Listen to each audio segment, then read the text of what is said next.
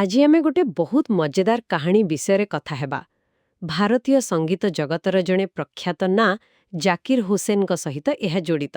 ହଁ, ଜାକିର ହୁସେନ। ଆମ ପାଖରେ ଯେଉଁ ତଥ୍ୟ ଅଛି ସେଥିରୁ ଜଣାପଡ଼ୁଛି ସେ ଗୋଟେ ଆନ୍ତର୍ଜାତୀୟ ବ୍ୟାଣ୍ଡ ପ୍ଲାନେଟ୍ ଡ୍ରମ୍ର ସଦସ୍ୟ ଥିଲେ। ହୁଁ, ଆଉ ସେଇଠୁ ଏକ ବଡ଼ ସଫଳତା ବି ପାଇଥିଲେ, ବିଶେଷ କରି ଗ୍ରାମୀ ପୁରସ୍କାର। ହଁ ଏକଦମ। ଆଉ ଏଇଟା ଦେଖନ୍ତୁ, କେବଳ ଜାକିର ହୁସେନଙ୍କ ପାଇଁ ନୁହେଁ, ମୋ ମତରେ ଏହା ପୁରା ବିଶ୍ୱ ସଙ୍ଗୀତ ପାଇଁ ଗୋଟେ ବହୁତ ବଡ଼ ମୋଡ଼ ଥିଲା। ଆଚ୍ଛା। ଆସନ୍ତୁ ଟିକେ ଭଲ ଭାବରେ ବୁଝିବା, ମାନେ କାହିଁକି ଏ ସହଯୋଗ ଏତେ ଖାସ୍ ଥିଲା, ଆଉ ସେ ସମୟରେ ଏହାର ପ୍ରଭାବ ବା କ'ଣ ଥିଲା। ଠିକ୍। ତେବେ ଏ ପ୍ଲାନେଟ୍ ଡ୍ରମ୍ କ'ଣ ଥିଲା? ମାନେ ସେଥିରେ ଖାଲି ଜାକିର ହୁସେନ ଥିଲେ ନା ଆଉ କେହି? ନା, ଏଇଠି ତ କଥାଟା ଆହୁରି ମଜାଦାର।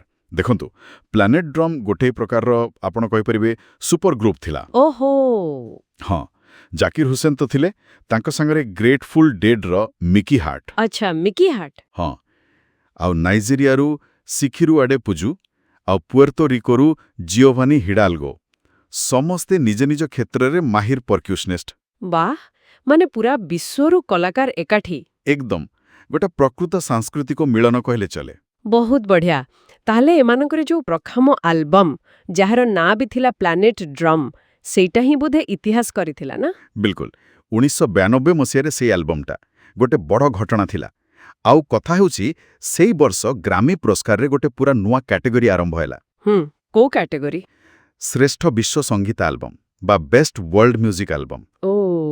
ଆଉ ସବୁଠୁ ବଡ଼ କଥା, ସେଇ କ୍ୟାଟେଗୋରୀର ସବୁଠୁ ପ୍ରଥମ ପୁରସ୍କାରଟା ହିଁ ପ୍ଲାନେଟ୍ ଡ୍ରମ୍କୁ ମିଳିଲା। ଆରେ ବାଃ, ଏଇଟା ତ ବହୁତ କୌତୂହଳର ବିଷୟ। ତାମାନେ ଏହା ଆଗରୁ ଏମିତି କିଛି ୱାର୍ଲ୍ଡ ମ୍ୟୁଜିକ୍ ପାଇଁ ଗ୍ରାମୀରେ ଅଲଗା ସ୍ଥାନ ନଥିଲା? ନା, ସେତେବେଳେ ଏଇ ୱାର୍ଲ୍ଡ ମ୍ୟୁଜିକ୍ କ୍ୟାଟେଗୋରୀଟା ନୂଆ ନୂଆ ଆସିଥିଲା। ପାଶ୍ଚାତ୍ୟ ଦୁନିଆରେ ଅଣପାଶ୍ଚାତ୍ୟ ସଙ୍ଗୀତକୁ ଗୋଟେ ଜାଗାରେ ରଖିବା ପାଇଁ ଏକ ପ୍ରୟାସ ଥିଲା ଏଇଟା। ଆଚ୍ଛା, ତାହେଲେ ଏଇ ପୁରସ୍କାରର ପ୍ରକୃତ ମହତ୍ତ୍ୱ କ'ଣ ଥିଲା? ଖାଲି ଗୋଟେ ପୁରସ୍କାର ନା ଆଉ କିଛି? ଦେଖନ୍ତୁ, ଏଇଟା ଖାଲି ଗୋଟେ ପୁରସ୍କାର ନଥିଲା, ଏହା ଏକ ପ୍ରକାରର କ'ଣ କହନ୍ତି ସ୍ୱୀକୃତି ଥିଲା। ବିଶ୍ୱ ସଙ୍ଗୀତକୁ, ଯାହାକୁ ସେତେବେଳେ ଟିକେ ଅଲଗା କରି ଦେଖାଯାଉଥିଲା, ତାକୁ ଗୋଟେ ବଡ଼ ମଞ୍ଚ ଦେଲା ଏଇ ପୁରସ୍କାର। ବୁଝିଲି। ମାନେ ପାଶ୍ଚାତ୍ୟ ସଙ୍ଗୀତ ଦୁନିଆର କବାଟ ଟିକେ ବେଶୀ ଖୋଲିଲା ଭାରତୀୟ ରିଦମ୍ ପାଇଁ ଆଉ ବାକି ଦୁନିଆର ସଙ୍ଗୀତ ପାଇଁ। ହଁ, ନିଶ୍ଚୟ। ଜାକିର ହୁସେନଙ୍କ ଭଳି କଳାକାରଙ୍କ ପାଇଁ ତ ଏଇଟା ବହୁତ ବଡ଼ ସଫଳତା ହେଇଥିବ। ନିଶ୍ଚିତ ଭାବରେ। ଆପଣ ଦେଖନ୍ତୁ, ଏହାଦ୍ୱାରା ଭାରତୀୟ ବାଦ୍ୟଯନ୍ତ୍ର, ଖାସ୍ କରି ତବଲାକୁ, ଗୋଟେ ବିଶ୍ୱସ୍ତରୀୟ ସମ୍ମାନ ମିଳିଲା। ଆଉ ଏହା ପରବର୍ତ୍ତୀ ପିଢ଼ିର କଳାକାରଙ୍କ ପାଇଁ ଖାଲି ଭାରତର ନୁହେଁ, ଅନ୍ୟ ଦେଶର ଅଣପାଶ୍ଚାତ୍ୟ କଳାକାରଙ୍କ ପାଇଁ ବି ଗୋଟେ ପ୍ରେରଣା ଆଉ ରାସ୍ତା ତିଆରି କଲା। ତେବେ ମୋଟାମୋଟି ଭାବେ ଯଦି ଦେଖିବା, ଆମର ଆଲୋଚନାର ମୁଖ୍ୟ କଥା ହେଲା ଯେ 1992ରେ ଜାକିର ହୁସେନ ପ୍ଲାନେଟ୍ ଡ୍ରମ୍ସର ଅଂଶ ହୋଇ ବିଶ୍ୱ ସଙ୍ଗୀତ ପାଇଁ ପ୍ରଥମ ଗ୍ରାମୀ ଜିତିବାରେ ଏକ ଗୁରୁତ୍ୱପୂର୍ଣ୍ଣ ଭୂମିକା ନେଇଥିଲେ। ହଁ, ଏକଦମ। ଆଉ ମୋ ପାଇଁ ଏଠି ସବୁଠୁ ବଡ଼ କଥା ହେଉଛି, ଏ ବିଜୟଟା ଖାଲି ସଙ୍ଗୀତର ନଥିଲା। ଆଚ୍ଛା।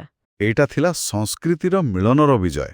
ଭାବନ୍ତୁ ଟିକେ, କେମିତି ଅଲଗା ଅଲଗା ପୃଷ୍ଠଭୂମିରୁ ଆସିଥିବା କଳାକାରମାନେ ଏକାଠି ହେଲେ, ଆଉ ଏକ ନୂଆ ପ୍ରକାର ସଙ୍ଗୀତ ତିଆରି କଲେ, ଯାହାକୁ ପୁରା ଦୁନିଆ ଆପଣାଇଲା।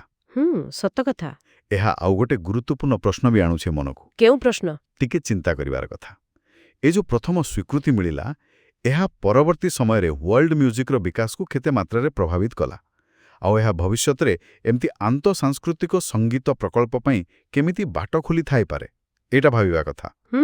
ନିଶ୍ଚୟ ଏକ ଗଭୀର ପ୍ରଶ୍ନ।